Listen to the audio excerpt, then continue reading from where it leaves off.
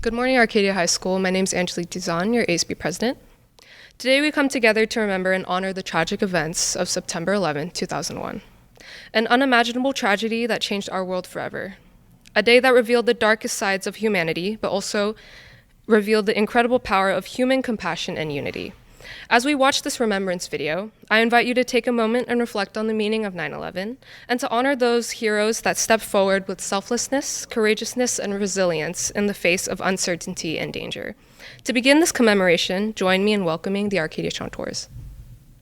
Oh, say can you see by the dawn's early light what so proudly we hailed at the twilight's last gleaming, whose broad stripes and bright stars through the perilous fight o'er the ramparts we watched were so gallantly streaming, and the rocket's red glare, the bombs bursting in air, gave proof through the night that our flag was still there.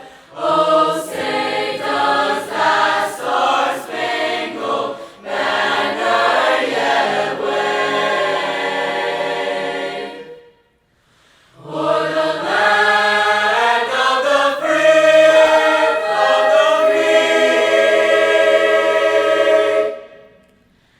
and the home of love, brave home of the brave.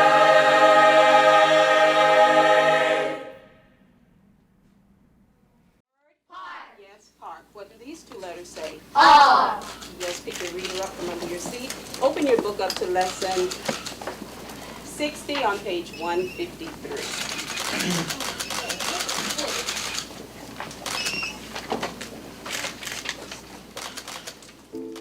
This just in, you are looking at obviously a very disturbing live shot there. That is the World Trade Center, and we have unconfirmed reports this morning that a plane has crashed into one of the towers of the World Trade Center. I was woken up around 6:30 in the morning by my boyfriend calling me, who is in Alabama. His college hadn't started yet. And he told me, oh my gosh, there are planes that are attacking the World Trade Center in New York. And being a college student, 6:30 in the morning, I was very tired and groggy and didn't quite understand. And then when it sunk in, I realized that my best friend was in New York that day at the United Nations. Good evening. Today, our fellow citizens, our way of life, our very freedom came under attack in a series of deliberate and deadly terrorist acts. I remember it like yesterday. It was like one of those moments in life that I'll just never forget. I get up really early in the morning and get my coffee and get going and just kind of watch the news just to see what's up for, preparing for the day. And I teach government, so I was like, okay, what's new? And I flipped on CNN, and the first plane had already hit the first tower. And it was really surreal. It was, what was nobody knew what was going on, and even the newscasters were like, "Wow, that was like crazy. A plane heading toward the airport must have got lost."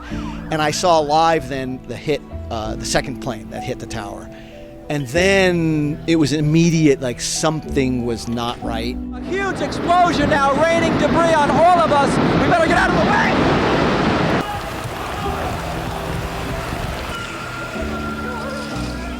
So my best friend, I called her cell phone, but I couldn't get through. All of the lines were jammed in Lower Manhattan. So I called her mom, and it was actually the first time I ever talked to her mom. And her mom told me that Sarah was okay, that she was fine. She was being evacuated out of the United Nations. The victims were in airplanes or in their offices.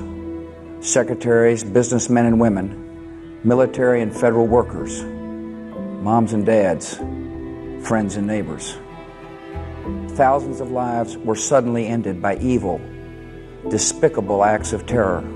I was also the interfaith intern at Occidental College that year. And there was this woman that I ran into in the hallways when I was down in the Interfaith Center. She worked there. She was on the custodial staff. And I didn't know her, I didn't know her name, but I saw her in the stairwell and she was crying. And I walked up to her and I asked if she was okay, and she just sort of grabbed me in this really desperate hug. And we just stood there and hugged each other. It was probably about like 2 or 3 solid minutes. And then she let go and she said thank you, and then went about her day. And I still don't know what her name was. A plane deliberately crashed into one of the upper floors of the World Trade Center. That was the second plane. So 2 planes crashed into the... Now, the school at the time had sort of given an unofficial instruction to say, don't just turn on the TV and watch it. It's traumatic, it's traumatizing. But I did, and most teachers I know did, because we had to keep up with what was going on. As the day unfolded, we began to learn more and more about what actually had happened. So, and then we try to talk to our students and just try to help them process, and just like we were trying to process and to come to grips with what it was that was occurring and what had happened. So obviously in those first days and weeks, it was unbelievably impactful. The whole country rallied, the whole country freaked out, right? Just like, what the heck? Hadn't been attacked on our native soil since, Pearl Harbor. Americans lost the sense of being invulnerable and unable to ever be hit or attacked on our own soil. In some ways, there was a unification of folks, coming together, looking past petty differences to focus on some sort of greater existential threat. Unfortunately, a lot of that came at the expense of Arab Americans. There was a lot of hate towards Arab Americans. Our country is strong. A great people has been moved to defend a great nation. Terrorist attacks can shake the foundations of our biggest buildings, but they cannot touch the foundation of America. But honestly, I think a lot of people have forgotten the intensity of that event and how it brought people together is gone. And it's almost as if it never happened, because now we're extremely divided as a country. And God forbid something happened that would unite us like that again. And I think I talk to my students, and you're all young, it's 20 years ago. It's ancient history. It's in a history book. America was targeted for attack because we're the brightest beacon for freedom and opportunity in the world. And no one will keep that light from shining. Although for many of us, this day carries deep sorrow and the memory of loss, it also offers lessons that guide us towards growth, unity, and a brighter future. In the face of great darkness, we witness extraordinary acts of heroism, from the first responders who risked their lives to save others, to the firefighters who made the ultimate sacrifice, and to the civilians who stepped forward to help those in need. We commemorate today to honor these brave individuals and to embrace the unbreakable unity that carried us through such difficult times. The best way to preserve the legacy of our heroes is by living out the values they showed us: strength, compassion, and selflessness. I encourage each one of you to support one another, act with kindness, and to strengthen the sense of unity within our school, our community, and beyond. At this time, please join me in a moment of silence to remember and honor September 11, 2001.